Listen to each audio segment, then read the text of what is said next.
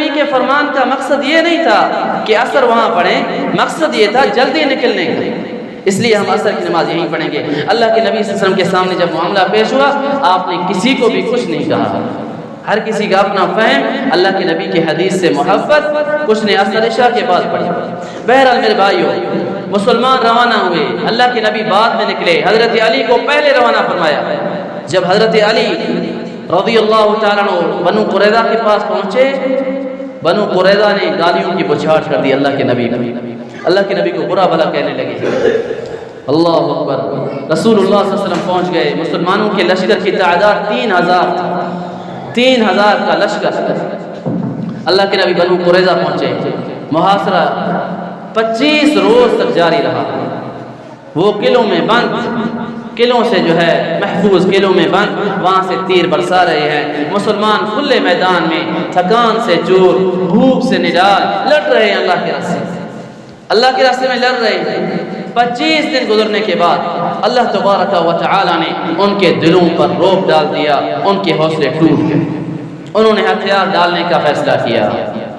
لیکن اسی دوران جب محاصرہ سخت ہو گیا تو ان کے سردار کعب بن اسد نے اپنے یہود کے سامنے 3 مشورے کو دیے۔ مشورہ پہلا یہ دیا کہ اے میری قوم کے لوگوں، محمد کے دین میں داخل ہو جاؤ، صلی اللہ علیہ وسلم، محمد کے دین میں داخل ہو جاؤ، اسلام قبول کر لو، اپنے بال بچوں جان کو جو ہے محفوظ کر لو، پہلی رائے یہ۔ اور اس نے یہ بھی کہا کہ واللہ تم پر یہ جو ہے ثابت ہو چکا، تمہیں معلوم ہو گیا وہ واقعی اللہ کے نبی اور رسول، اس پر ایمان لے آؤ، لیکن مشورہ نہیں مانا۔ دوسرا مشورہ یہ دیا، اپنے بچوں اور بیویوں کو قتل کر کے پھر ٹوٹ پڑو، یا جان دے دو یا پھر فتح ہے، یہ بھی نہیں۔ تیسرا مشورہ یہ دیا، ہفتے کے دن مسلمانوں پر حملہ کرو، ہفتہ یہودیوں کے ہاں معتبر ترین دن، اس دن کو وہ حرام سمجھتے تھے کچھ گناہ کرنے کا، ہفتے کے دن دھوکے سے حملہ کرو، وہ مشورہ بھی نہیں مانا۔ اس کے بعد ان کے پاس راستہ یہی بچا، اللہ کے نبی صلی اللہ علیہ وسلم کے سامنے ہتھیار ڈال دیا۔ ہتھیار ڈالنے سے پہلے انہوں نے اللہ کے نبی کی طرف یہ پیغام بھیجا، اللہ کے رسول ہمارے پاس ابو لبابہ کو بھیج دیں۔ حضرت ابو لبابہ ان کے حلیف تھے، اللہ کے نبی نے حضرت ابو لبابہ کو بھیجا۔ حضرت ابو لبابہ ان کی اولاد بنو قریظہ میں رہتی تھی، ان کے باغات بنو قریظہ میں تھے۔ جب حضرت ابو لبابہ تشریف لائے تو بنو قریظہ کے مرد ان کی طرف دوڑ پڑے، عورتیں ان کو دیکھ کر، بچے دھاڑے مار مار کر رونے لگ گئے۔ ابو لبابہ کیا کریں، مشورہ کیا ہے، ہم ہتھیار رکھ دیں، مناسب ہے؟ سیدنا ابو لبابہ نے کہا بالکل مناسب ہے، ہتھیار رکھ دو، اور ساتھ ہی اپنے ہاتھ سے اشارہ کیا حلق کی طرف، ورنہ ذبح کر دیے جاؤ۔ اللہ اکبر، یہ الفاظ نہیں کہنے چاہیے تھے حضرت ابو لبابہ رضی اللہ تعالیٰ عنہ۔ سیدنا ابو لبابہ کو فوراً احساس ہوا یہ اللہ کے رسول کے ساتھ خیانت ہے، جو اس نے اشارہ کیا کہ تم مارے جاؤ گے۔ بہرحال سیدنا ابو لبابہ نے ان کو ندامت ہوئی، انہوں نے فوراً مسجد نبوی کا رخ کیا، اللہ کے نبی کے پاس واپس آنے کے بجائے سیدھا مسجد نبوی پہنچے، اپنے آپ کو ستون سے باندھ لیا اور عہد کیا، قسم کھائی اب انہیں رسول اللہ صلی اللہ علیہ وسلم کھولیں گے، وہ کبھی بھی سرزمین بنو قریظہ کی سرزمین میں داخل نہیں ہوں گے۔ ان کو اپنے آپ کو جو ہے باندھ لیا مسجد نبوی۔ اللہ کے نبی صلی اللہ علیہ وسلم کو جب پتہ چلا، آپ نے فرمایا اگر ابو لبابہ ہمارے پاس آ جاتے تو میں اللہ سے معافی مانگ کر ان کے لیے استغفار طلب کرتا، اللہ ان کو معاف کرتے، لیکن اب وہ میرے پاس نہیں آئے، اس کا معاملہ اللہ کے ذمہ ہے، حتیٰ کہ اللہ ان کی توبہ خود قبول کرے گا۔ جی ہاں، بنو قریظہ نے ہتھیار رکھ دیے۔ میرے بھائیوں، یہ اللہ تبارک و تعالی نے ان کے دلوں کو جو ہے ان کے دلوں میں روک ڈال دی، ورنہ وہ محفوظ قلعوں میں تھے، کافی عرصے تک وہ لڑ سکتے تھے۔ ان کے حوصلے کیسے ٹوٹے؟ تاریخ کی کتابوں میں آتا ہے ایک تو بڑی وجہ یہ کہ اللہ نے ان کے دلوں میں روک ڈال دیا، دوسری بڑی وجہ یہ کہ حضرت علی اور حضرت زبیر رضی اللہ تعالی عنہما نے ان کے قلعوں کی طرف پیش قدمی فرمائی۔ حضرت علی نے جب گرج کر یہ اعلان کیا کہ ایمان کے فوجیوں، اللہ کی قسم اب میں یا شہید ہو جاؤں گا یا ان کے قلعوں کو فتح کروں گا۔ حضرت علی نے جب یہ اعلان کیا، سیدنا زبیر جب آگے بڑھے قربان جائیں سیدنا علی اور زبیر کی بہادری پر، وہ بنو قریظہ ڈر گئے، فوراً اپنے ہتھیار رکھ دیے، اللہ کے نبی کے پاس پیغام بھیجا، اللہ کے رسول ہمارا معاملہ آپ کے ذمہ ہے، ہمیں جو سزا دے قبول ہے۔ اللہ اکبر۔ رسول اللہ صلی اللہ علیہ وسلم نے حکم دیا ان کے مردوں کو باندھ دیا جائے، ان کی عورتوں اور بچوں کو الگ کر دیا جائے۔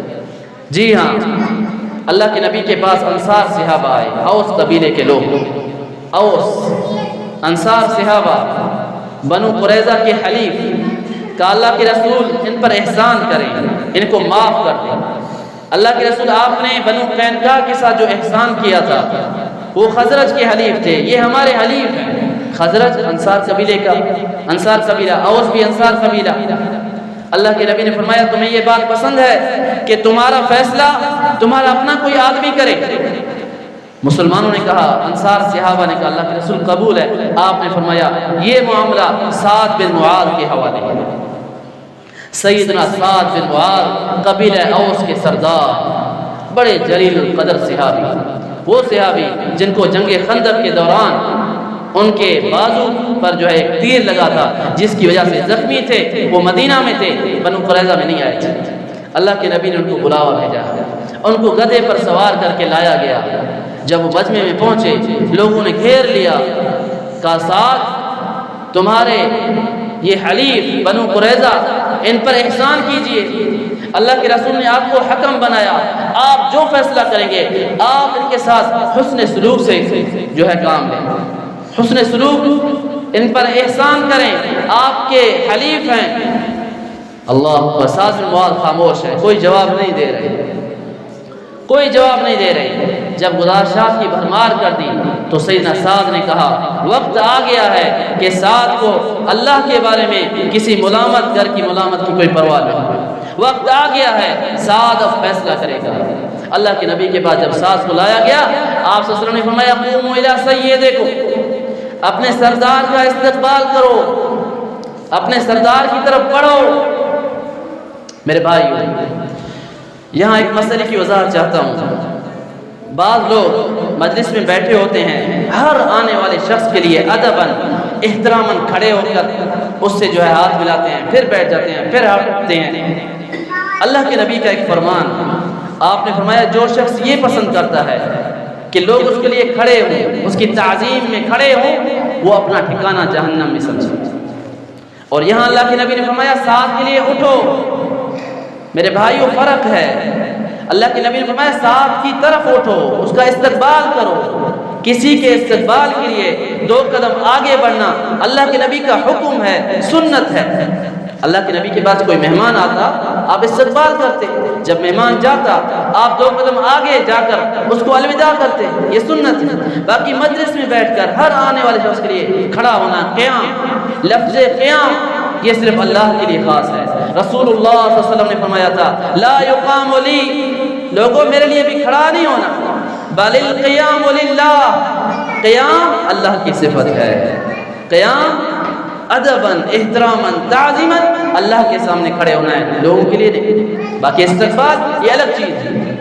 رسول اللہ صلی اللہ علیہ وسلم نے فرمایا قوموا الی سیدکم، اپنے سردار کا استقبال کرو۔ سعد بن معاذ زخمی صحابی، اللہ اکبر، اللہ کے نبی صلی اللہ علیہ وسلم نے فرمایا سعد تمہارے فیصلے کے منتظر ہیں یہ لوگ بنو قریظہ۔ سعد نے کہا رضی اللہ تعالیٰ عنہ کیا میرا فیصلہ ان پر نافذ ہوگا؟ لوگوں نے کہا جی ہاں۔ پھر پوچھا مسلمانوں پر بھی نافذ ہوگا؟ کہا جی ہاں۔ پھر پوچھا، چہرہ ایک طرف، یہاں جو لوگ موجود ہیں ان سب پر میرا فیصلہ نافذ ہوگا؟ اشارہ اللہ کے نبی کی طرف۔ رسول اللہ صلی اللہ علیہ وسلم آگے بڑھے، کہا سعد آج تمہارے ہاتھ میں ہے فیصلہ، جو فیصلہ کرو گے وہی فیصلہ ان پر نافذ ہوگا۔ سیدنا سعد بن معاذ نے کہا میرا فیصلہ ان کے متعلق یہ ہے، ان کے مردوں کو قتل کر دیا جائے، ان کی عورتوں اور بچوں کو قیدی بنا دیا جائے، ان کے اموال کو بطور غنیمت تقسیم کر دیا جائے۔ رسول اللہ صلی اللہ علیہ وسلم نے فرمایا سعد تم نے جو فیصلہ کیا ہے 7 آسمانوں کے اوپر اللہ کا بھی یہی فیصلہ ہے۔